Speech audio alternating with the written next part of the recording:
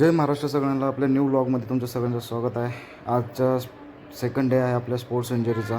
तर आज संध्याकाळी आपल्याला ओटीमध्ये आपलं सर्जरी होणार आहे. तर त्याच्यासाठी पहिल्यांदा मस्तपैकी सलाईन लावून रेडी राहिलो. नंतर मम्मी पप्पा पण आले डबा घेऊन मला, पण मला काय खायचं नव्हतं म्हणून त्याने जेवून घेतलं. त्यानंतर मी ओटीसाठी रेडी झालो.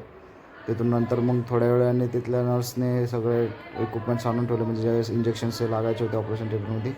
फायनली माझं सर्जरी झाली. त्यानंतर मला काहीच कळत नव्हतं, असं भूल दिलेली होती. त्यामुळं मला नंतर वापस माझ्या बेडवरून सोडलं.